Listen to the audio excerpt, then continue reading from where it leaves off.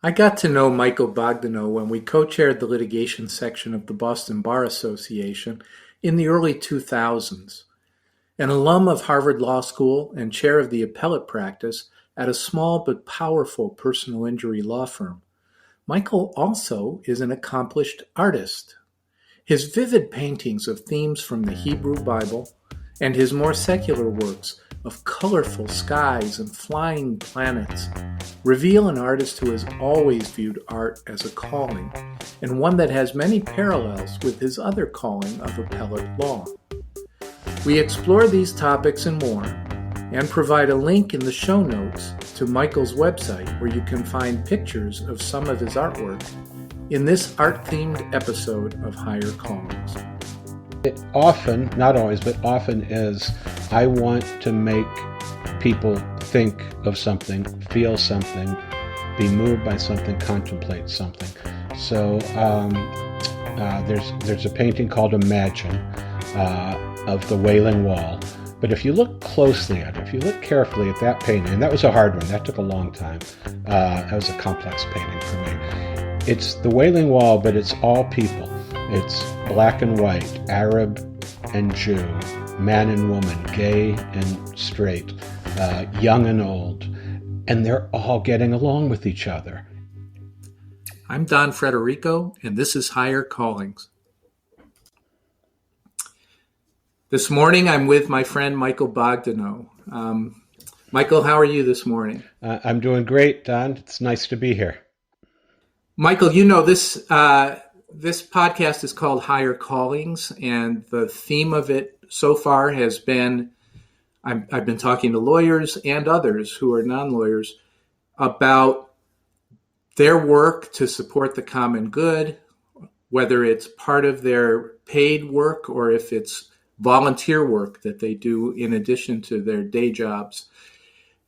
You also, I think, have a higher calling, but it's a little bit different, and I'm really intrigued by it, and I think our listeners will be very interested in it too. And that is, in addition to having a very busy and successful law practice, you also are an artist. And to me, that's a calling in and of itself. And the kind of art you do is, I find, both very beautiful and inspiring, and has some deeply philosophical and religious tones to it as well. So we'll get into all of that a little later. But thank you again for agreeing to appear on this podcast. You and I have never had that conversation, really, and I'm looking forward to having it today. Well, Don, thank you, and I'm honored to be included in a series of podcasts on the topics that you've chosen. I'm really happy to be here. Well, let's start by talking about you as a lawyer. You told me as we were preparing for this interview that you come from a family of lawyers. Who in your family were lawyers, and how did that influence your decision ultimately to become a lawyer yourself? Well, actually, both my mother and father were lawyers. They're both deceased.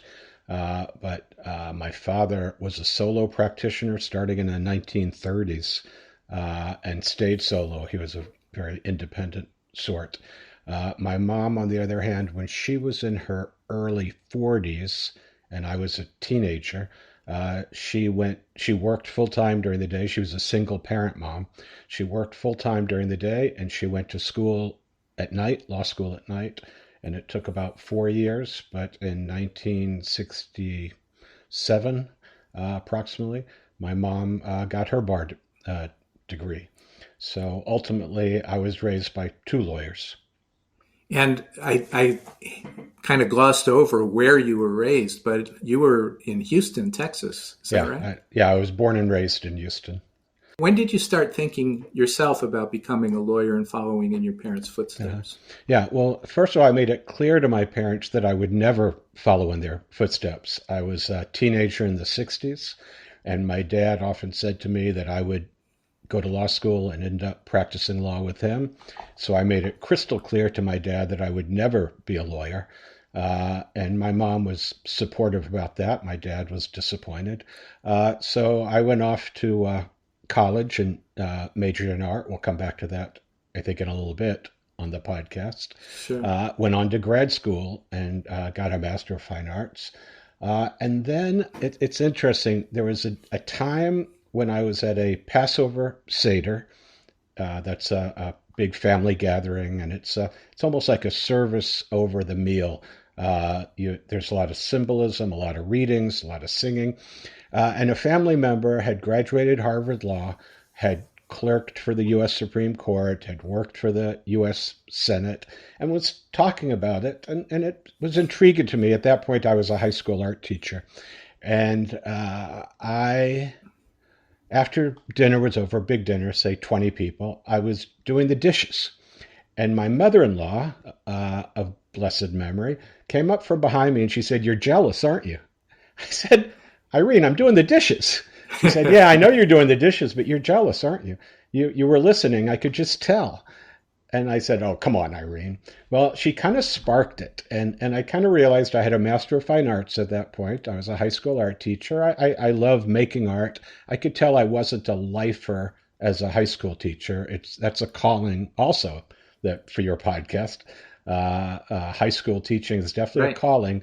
And I could tell I had done it for a couple years and I could tell I could do it a couple more, but it wasn't my calling, I didn't think. And as far as selling my art, it's always great. I love doing it. I'm much better at it today than I was back then when I was 25 years old. But it wasn't enough to raise a family and pay the mortgage and all that. So Irene kind of struck a nerve, and I did a lot of soul searching and a lot of researching, not just law school, but business school, political science, public administration, organizational management. The sky was the limit. You did And all that while you were teaching art? yeah, I looked into all of that. I started really thinking deeply about, do I want to go back to school and pick up another degree? And I even said that to Irene. I said, "Irene, I'm like 25, 26. If I do this, I won't, I'll be like 30 before I even graduate law school." And she got a good laugh out of that one. She said, "How old was your mom when she graduated law school?" I said, 46. She said, "Yeah, I rest my case." So I gave it a lot of thought. But you asked about why law. So I ended up realizing that law was the broadest degree. All the other things I just mentioned, you could go into government if you went to the Kennedy School, and you could go into business with an MBA and all of that. They were narrow. I really felt that with a law degree, you could do anything. You could do all that. You could go into business, you could go into law, you could go into politics. I even thought might want to run an art gallery, and even that I thought with a law degree would be wide open. I felt the law degree just opened everything up, and probably having grown up with two lawyers and having actually kind of gone through law school with my mom as a teenager. I loved her law books. I loved talking to her about her classes. I was super comfortable with it. It was right down the middle of my strike zone. Uh, and so that's half the reason. And the other half is I'm passionate about art, and I know we're going to come back to that. But art is very alone and very nonverbal. It's wonderful. I've loved it since the day I was born. But most of the time, you're alone in a studio, painting or sculpting. Every now and then, you come out of your studio for an exhibit, but that's a tiny piece of it. You're all alone, and there's no talking.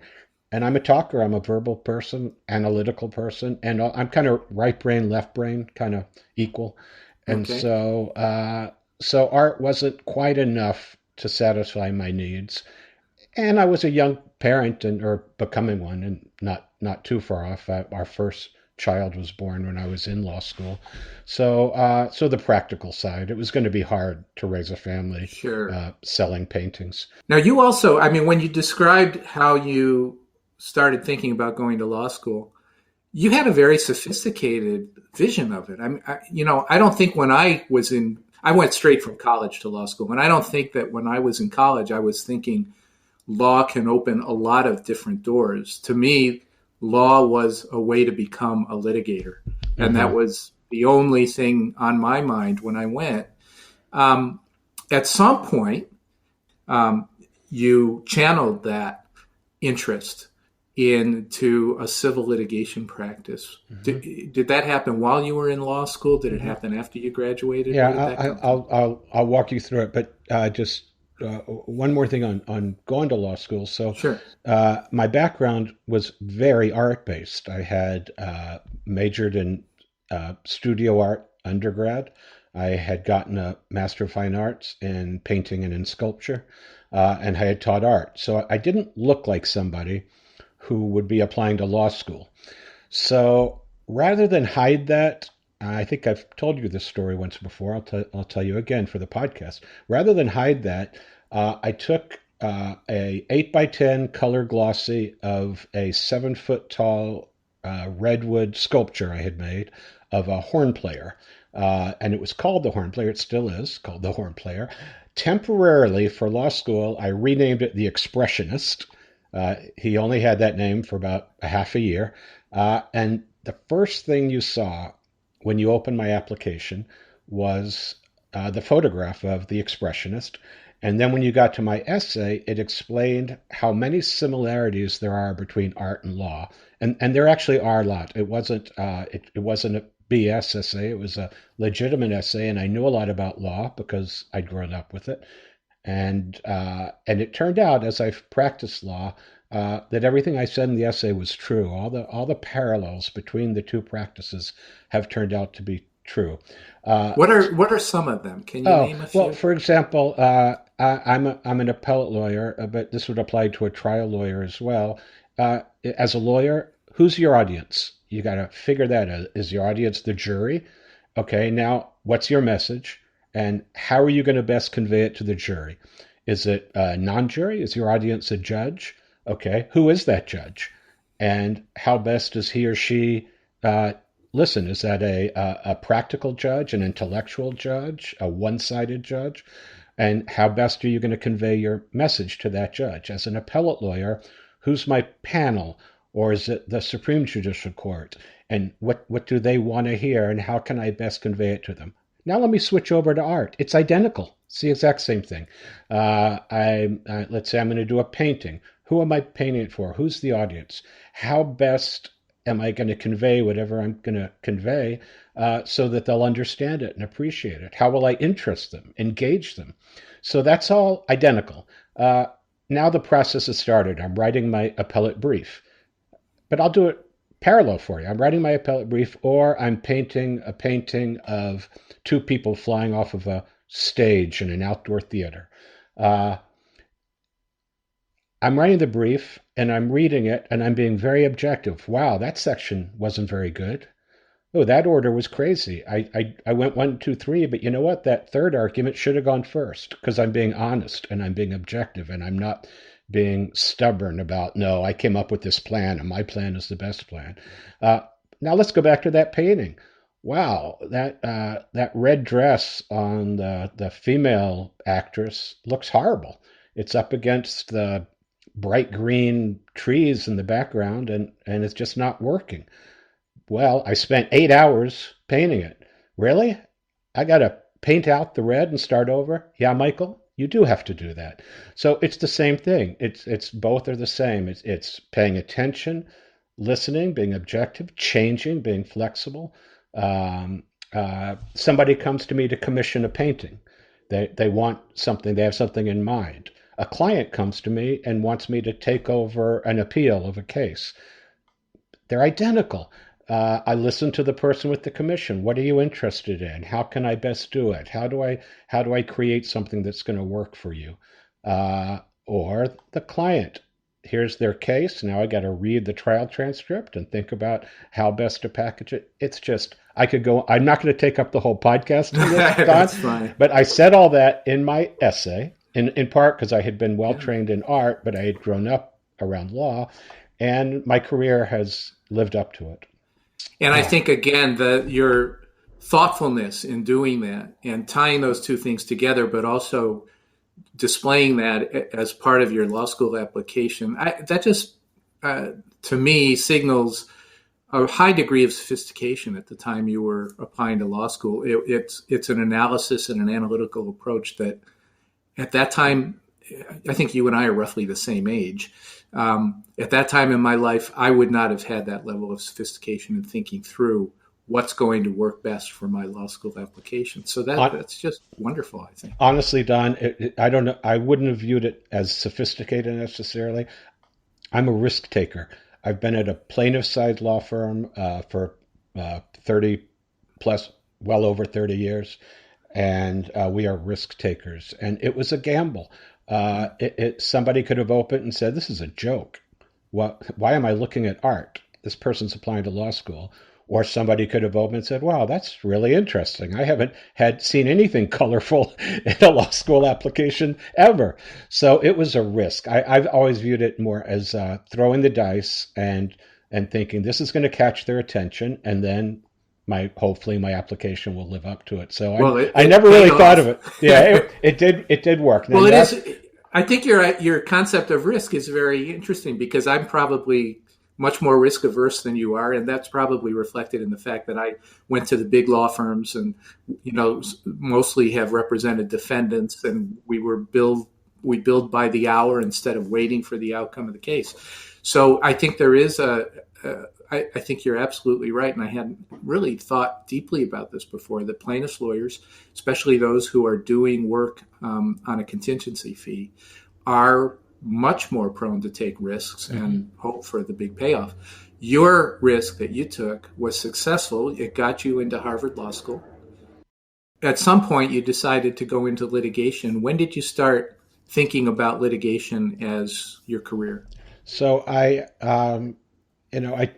as we all did, I took lots of different courses in law school, and found some spoke to me more than others did, and some I could tell there was no way I was going into corporations or business or tax or real estate. Part of it was excluding topics that just weren't up my alley. But a big turning point was in the autumn of my third year. Cynthia Cohen, who went on to become appeals court justice Cynthia Cohen. Cynthia Cohen was an appellate lawyer at Parker Coulter Daly and White, which was a large insurance defense firm at the time. It no longer exists. But Cindy scheduled me for her last interview of the day. It was 8 o'clock at night in the autumn of 1983. And we met. We hit it off immediately. She was looking for somebody to work for her in appellate law, something that interested me a lot because it's kind of intellectual. How did you decide on a lot appellate of writing, law? a lot of research. I liked oral argument. I sort of was intrigued by everything about it. But even more importantly than that, Cindy and I really clicked. And before you knew it, we were talking about how it was 8:30 at night, and both of us wanted to be home with our kids. I had a 6 months old or 8 months old at the time. She had about a 2-year-old at the time. We ended up talking more about kids and trying to balance work life, and her views on the importance of men taking parenting seriously rather than creating mommy tracks for women. At the time, she had strong views that the answer wasn't creating a lower track for women. It was having men be much more part of the parenting and child raising process, which I was. At that point in my life, I had set it up so that all my classes at Harvard Law were 3 days a week, freeing up 2 days a week that I actually stayed home with my son for a year and a half. And Margie worked those days. So we really clicked. And so I went and ended up going to do appellate law for Cindy at Parker Coulter. And then not long after I got there, she left to form what was called at the time Meehan, Boyle, and Cohen. And not long after that, she asked me to come join her at Meehan, Boyle, and Cohen, now Meehan, Boyle, Black, and Bogdanow. So that's pretty much how I got both into litigation and into appellate law. Everything about appellate law that, as Cindy described it to me, and it's all turned out to be true, just spoke to me. The research, the writing, the deep issues, legal issues, intellectual challenges, changing the law, creating precedent, all of that seemed just very exciting to me. And the lifestyle. As a trial lawyer, I know that when you're on trial, you can't necessarily do what I was just saying about parenting. I've seen trial lawyers, and when you're on trial, it's pretty all-consuming.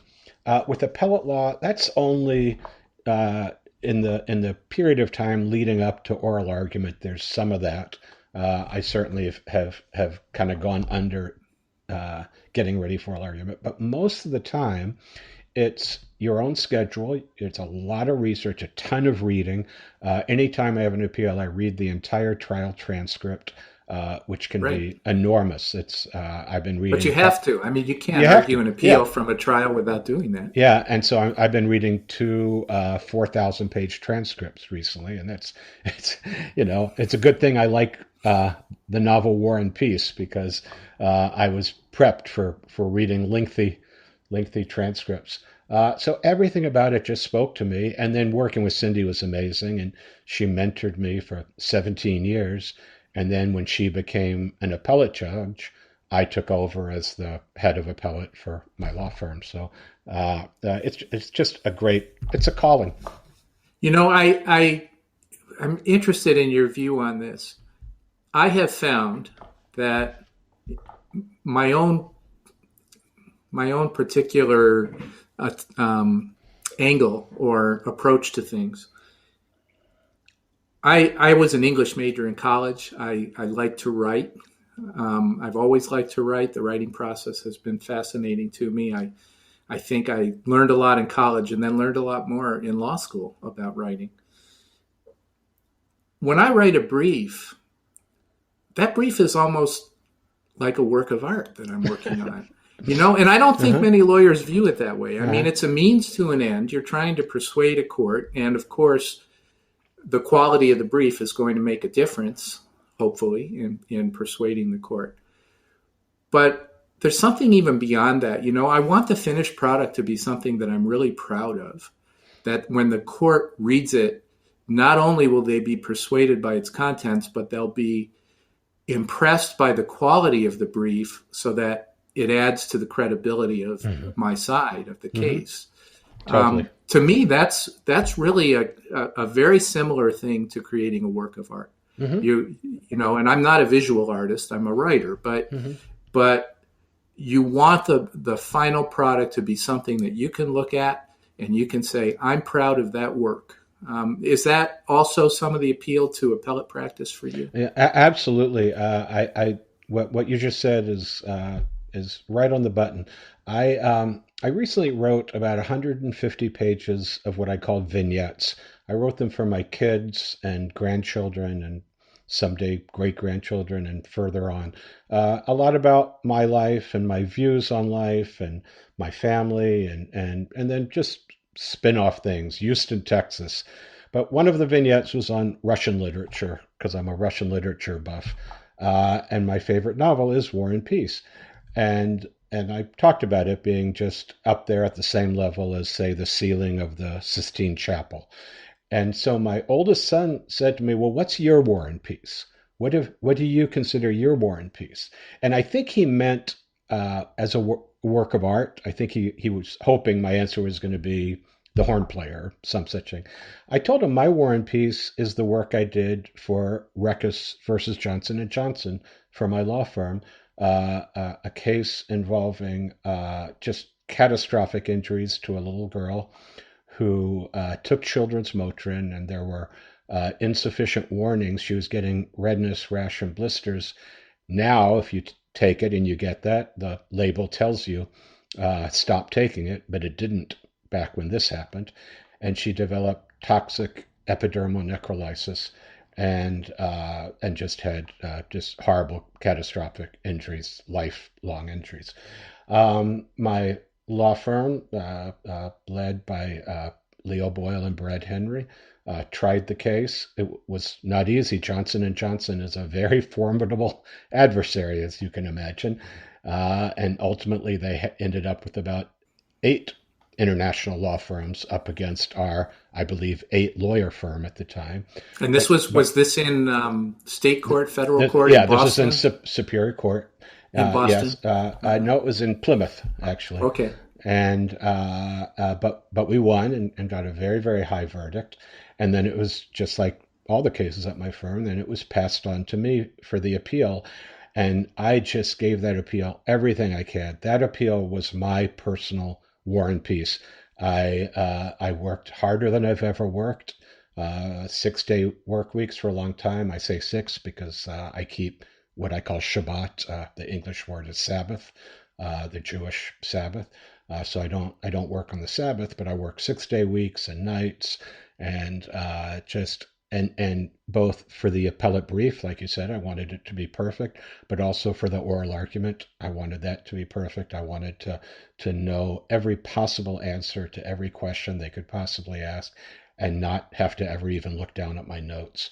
And we won the case in the Supreme Judicial Court, and we beat back a very aggressive attempt to get the U.S. Supreme Court to take the case, and ultimately the girl and her family were successful. That was my War and Peace, and yeah, I do view it as a work of art. It was probably better than my works of art are, the work I did on that case. I'm very proud of it, proud of my law firm, proud of that little girl, and proud of my role in it. That's wonderful. I learned a little bit about that case because your firm has a YouTube video of you being interviewed by Massachusetts Lawyers Weekly, and about that case in particular. One of the things in that video is you show a painting you did. I think it was called Goliath. Is it Facing David and Goliath. Goliath? Yeah, What is it? it's called Face. Facing Goliath. Okay. And you talk about that in connection with the trial. So to me, that was sort of the first thing I saw that tied your legal work with your art. Mm-hmm. Can you talk about that a little bit? Well, as far as that particular painting, yeah, sure. The David versus Goliath story is a wonderful story. It's the Bible has so many great stories, and a lot of very visual ones, and that certainly is one. And there was this little boy, a little bit full of himself, a little cocky. He went on to become King David, so he had a major future ahead of him. But at the time, he was just a kid. And then you have this huge, Goliath, and but David uses his smarts and his talent and his aiming skills, and before you know it, David is the victor over this gigantic Goliath. And so it just felt so parallel to what we had just done. Literally 8 lawyers, it really felt. And when I say 8 lawyers, our support staff is equally, if not more important than our lawyers, but our entire firm was less than 20 people. And up against these mega international law firms, it was just very rewarding and especially for such a good cause, it was just really rewarding. So that is, yeah. So let's talk about your artwork. I guess the first question I had as I was thinking about this is, where do you find the time? I mean, you've done a lot of painting. I know you've done some sculpting, but you've also had a busy law practice. When do you do your artwork, and how do you find the time to do it? Yeah, it's a good question. Obviously, I get asked it a lot. I think the two answers that jump out at me. One is it's very helpful to have had such a supportive law firm for so long. Uh, Meehan Boyle was founded January 1985. I left Parker Coulter 9 months later to join it, so I've been there for 36 years. And for 36 years, I've been given the freedom and flexibility to maintain an art career that I'm committed to, and also to maintain a family life and practice law. So I think step one is a supportive law firm. If the law firm said, no, you don't, there's no time for that, or you have to work around the clock, or, why weren't you here last night? Then it would have been harder. So that's huge, of course.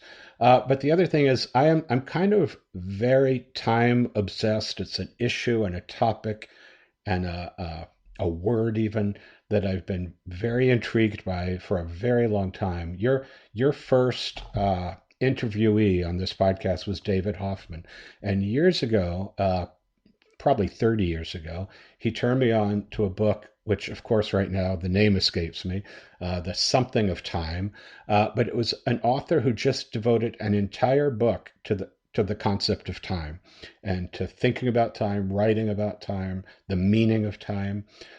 So I work time the way we used to play the game of Tetris. If you remember that video game, it's the one with the shapes coming down and you have to fit them in together. And that's kind of how I work time. I see a small segment of time. I see an hour. And so I plug in something that fits well into that hour. I see an afternoon. I see that. I'm starting a new work of art. I need a long time. I need maybe a full day if I'm going to get a new piece off the ground. You can't start a piece in an hour. Just doesn't work. But now I'm on the finishing touches of a painting. I could walk in for 15 minutes and clean up that problem in the upper right corner. And so I just fit. I really am a time manager and I'm very focused on it. And so I watch my time for my briefs, the reading trans. So I've been reading a couple of lengthy trial transcripts, and I know that I can't read a trial transcript for 8 hours. I can't do it. I can read War and Peace for 8 hours, but I can't read objections for 8 hours. And so instead, I set aside. I'll say, okay, I'm going to sit down for 3 hours now. I'm going to read for an hour and a half. I'm then going to stretch my legs, get coffee, walk around, and read for another hour and a half. And that's it for that transcript today. I can't. I glaze over after that. So just figuring out what works and how to fit it all in. I just do it. That actually leads to one of my questions, which is, what is your creative process? Okay, that's a. And I think we're talking mostly about painting, right? I know you've also done sculpting, but most of your work has been painting. Let me touch on the sculpting really, because my training was as a sculptor, and I morphed into a painter, and I'm now back to sculpting. So let me just back up a little bit. I do remember a question that we got interrupted on from a phone or a doorbell, but you asked me about undergrad and all that. I started out at Brandeis, and I declared myself a theater major, theater arts. And my reason for that was I thought it would cover all my interests: music, art, writing. I really thought that theater would open me up to be able to use all my creative interests. So I was in an orientation group, all theater majors. I didn't love it. I didn't love the orientation group. I didn't feel that comfortable with the group of people. It didn't feel right to me. I was walking across campus and I tapped somebody on their back to ask them which way to the student union. This is my first week at Brandeis. And the person looked at me, and it was a guy I had known, 5 years earlier in Israel for a few months when I was living in Israel for a while. And we hadn't seen each other in about 5 years. And then all of a sudden, of all people, there was Robbie. And I said, whoa, this is funny. So we got into a conversation, and he said, you know what? You shouldn't go to the student union. You should go meet Peter Grippy. That's the opposite direction. He's a sculptor, and you should be studying with Peter. Now, how Robbie knew that, not having seen me since I was 13 and not even having stayed in touch since then, is beyond me. But he kind of told me, he said, turn around and head to the studio building and go meet Peter Grippy. Maybe I mentioned that I didn't love the theater that I'd gotten off to, or I think I also mentioned I needed one more class to register for. I went and met Peter, and that became a lifelong mentor-mentee relationship. I adored him, and he was in his early 60s at the time, which of course seemed old. Now that I'm 67, that's a scary thought. But he was just a kid. Yeah, he was eccentric, funny, brilliant, a great artist from the New York school of the 30s and 40s. And he basically told me that I was switching my major.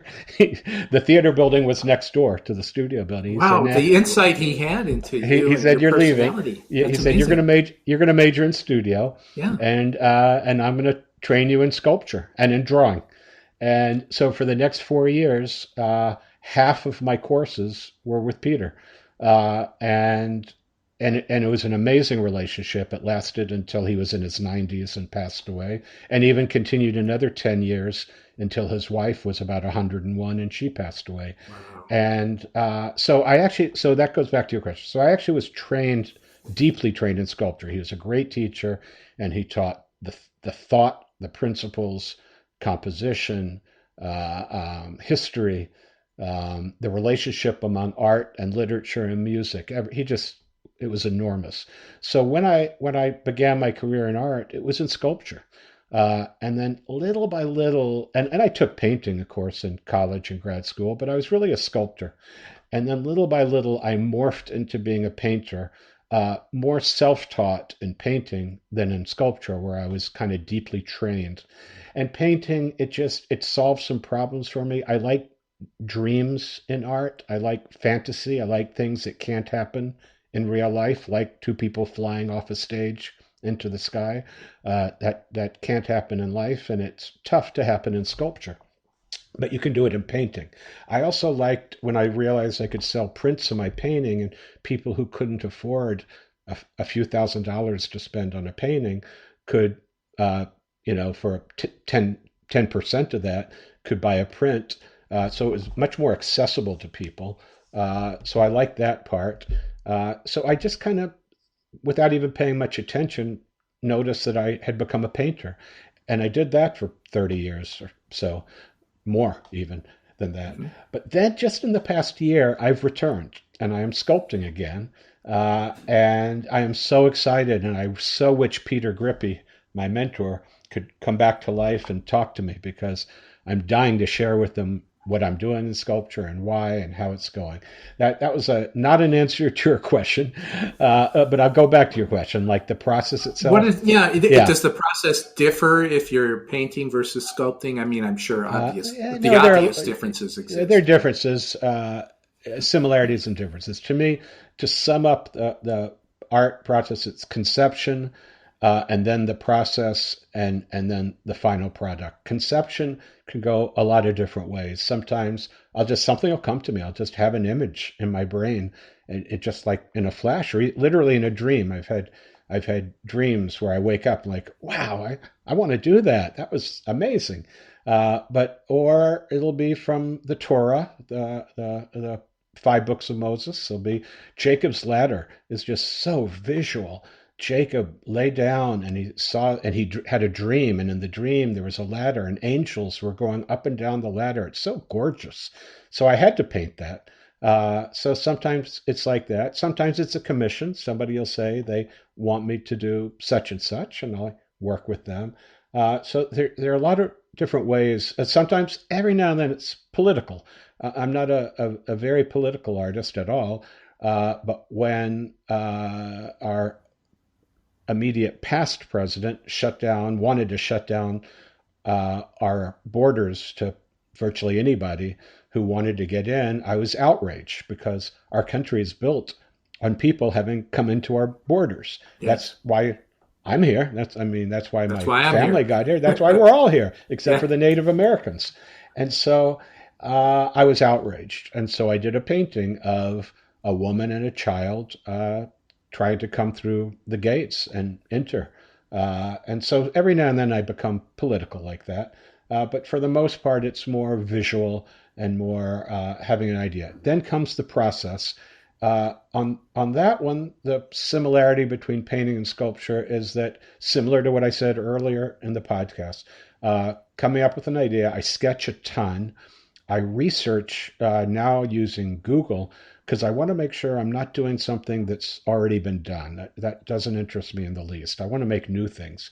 And so, if obviously there have been 1,000 Jacob's Ladder paintings, but I wanted to make sure mine was different. I didn't want to paint one the way other people had done it.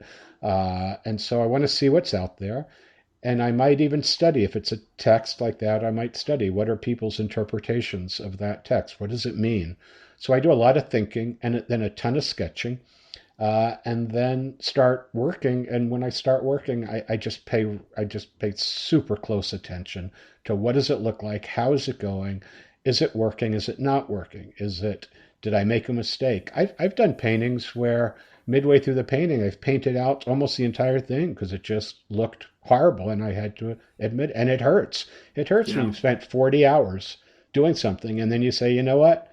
That sucked. I'm going to virtually start over. It's not easy to do that, I but bet. you got to be honest and do it. And then finally, the product. I've gotten better at finishing. When I was a young artist, I was so eager to move on to the next piece. I often left pieces pretty rough, like I didn't really do that last stretch of finishing it. Uh, but that's really important too, just like in a brief, just like in all these other things. So now I do spend a lot of time. It's done.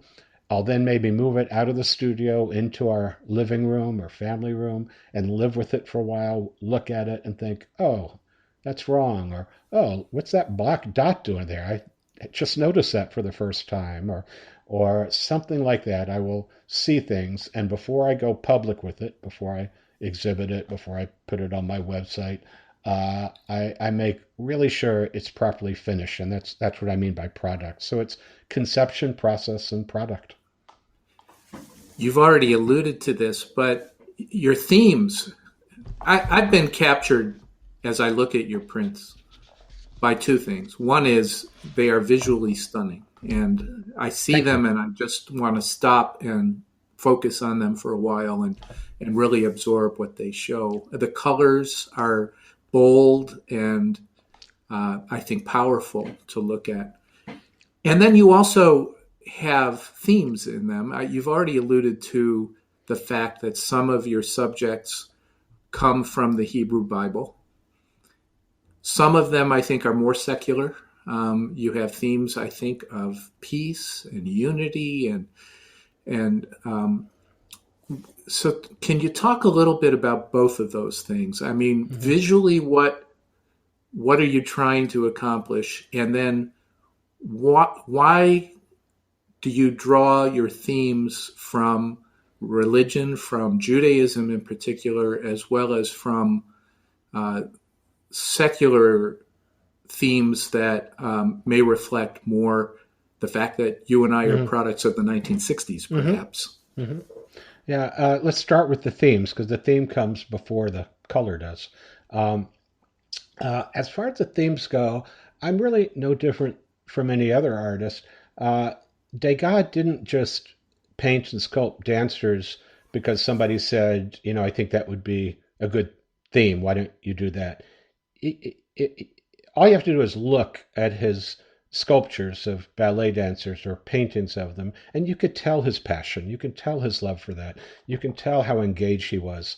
Uh, um, uh, uh, that I could give you that same for in artists, authors, uh, Vonnegut and time. Vonnegut in his novels really played with time. And so he probably was even more obsessed about time than I was, than I am. And he couldn't have dealt so deeply with the concept of time if he didn't care about it.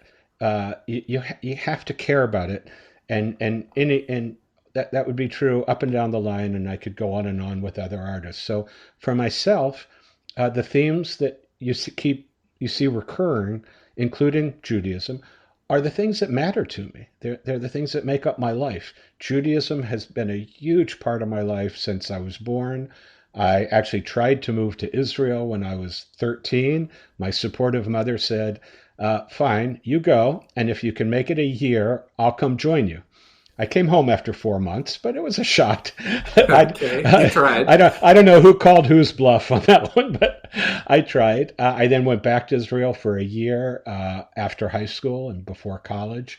Uh, I, uh, I take my Judaism very seriously. Margie and I, on Friday night, we separate the Sabbath from the rest of the week. On Friday night, we pull out a nice tablecloth. We make a challah, the Jewish braided bread. We make it together. She makes the dough, and I sculpt it into a challah. And we do blessings, candles and wine and challah and others. And like I said, I play piano for my synagogue. backing up our cantor, and I play in a band that originated out of the synagogue. So I'm just deeply involved with Judaism. So it makes sense. I care so much about it. It so defines who I am Mhm. uh, that, of course, it shows up in my art. But then you might notice that the sky. It's hard to find a painting by me that doesn't have a sky in it. Skies You, of various colors, I've yeah, noted. you could try, and there might be a few, but I would say probably if you went on my website, almost every painting you'll see has Yeah. a sky, and almost every painting you'll see has at least one sphere or more, a moon or a sun or stars or the earth or two earths. Uh, But what I've and noticed, Michael, is mhm, that the skies are not passive skies like you mm, might see in a landscape painting. mhm, mhm. These are very dynamic skies. Where does that come from? Yeah, I think the sky gives me a chance to be an abstract artist. I'm not an abstract artist. You look at a painting by me and you see things. You'll see musicians and dancers and Torah and Wailing Wall and all of that. So nobody would call me an abstract artist. But when I get into the sky, that's my one chance to just really paint and work with color, and you can almost do anything with the sky. And so and I can use it to hold a painting together because it can be any color. It can be blues or reds or yellows, oranges, purples, whites, blacks, grays. You can just pretty much go anywhere with the sky. And I think about the universe a lot. And so those skies are not only aesthetic, they're also symbolic. I was And looking at your website this morning, and one thing that struck me, and I've seen it before when I've been on your website, is you have a painting. I think it's a print. I think it's called the Juggler. You have a person who is juggling the planets, just like a juggler would hmm juggle hmm balls. Although instead of three balls, there's nine planets, hmm or however many hmm in the painting. That just was a remarkable piece of imagination, and also, as I said before, I think visually very stunning. Where does an idea like that come from? That one was a little bit of a satirical self portrait. And, you asked me about how I do all these things in time. That was, it had a lot of punch in it, but if you look at it and you see that you only see the person from the back, but if you look carefully, you'll see it's more or less me before I went gray, because it's Okay. an old painting. And it was both me like being a little bit too cocky, a little too full headed, a little too full of myself, thinking I could juggle the planets. But then all you have to do is think a little bit deeper and realize, yeah, but you can't, and you can't juggle nine things, and they're all going to come falling down any moment, which is true. You can't. And from time to time, they have all come falling down on me, and it has been hard and hurt. So there was some humor in it, some seriousness, some playfulness, a lot of color, and I just love the planets and the Right. sky. So it was a That's chance. very clear So from it the was a painting. chance. Yeah. So it was a chance to work with something that I love. Yeah. Um, I think your artwork is extraordinary. I can't pretend to be an expert on art, but I certainly enjoy it. In addition to satisfying your creative impulses and your own enjoyment, not only in the process but in the final product, is there something you're trying to what are you trying to accomplish? I could see that some artists, and perhaps you're one of them, may view their art as a way of giving to their audience, to the world, to whoever enjoys their artwork. What is it for you? What drives you to, beyond just your own need to create hmm and your own interest and enjoyment in it? Is there something else that drives you to it? Yeah. Thanks, Don. It often, not always, but often is. I want to make people think of something, feel something, be moved by something, contemplate something. So there's a painting called Imagine uh, of the Wailing Wall. But if you look closely at it, if you look carefully at that painting, and that was a hard one, that took a long time. That was a complex painting for me. It's the Wailing Wall, but it's all people.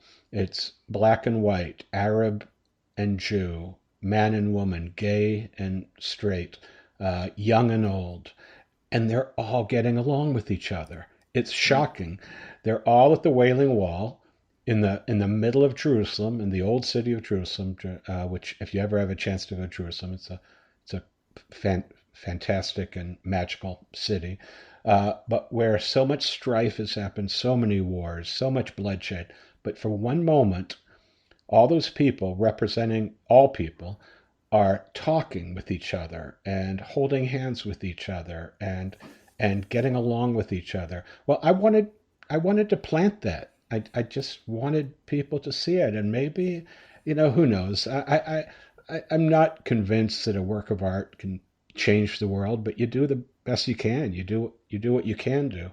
So you put out a painting like that, and maybe it just helps a few people think a little differently about, and that's why it's called Imagine. It helps people think, wow, could that be? Which is way better than thinking, well, that could never be. So often I do want people to think and feel and maybe think a little bit, just a teeny bit differently. And uh, I don't have any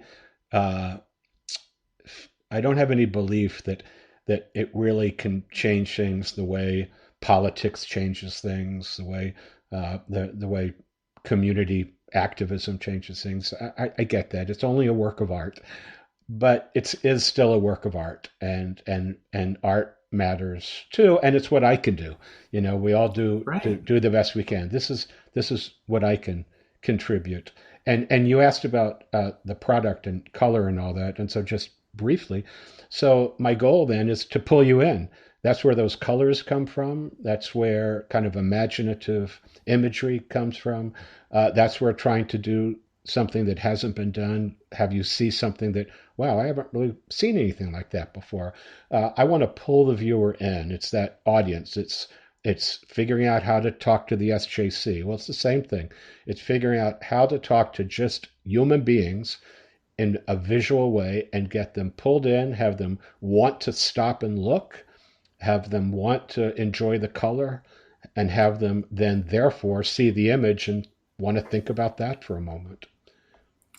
Have you had, I think I know the answer to this, you've had exhibitions Mm-hmm. of your paintings at least. Do you have any coming up? Are there any places people could go now, any galleries where your art is being shown? Yeah, the pandemic has certainly taken a toll on all of that sort of thing. But there for the national and international audience, the easiest way to see my art is on michaelbogdanow.com, where I have probably 50 different images identified as prints. I don't have my sculptures on there. And I have to figure that out because, like I said, just this year I've gone back to sculpting, and I'll have to figure out what to do about that. In the Boston area, you would go to a place called Kolbo, Kolbo, on Harvard Street and Brookline.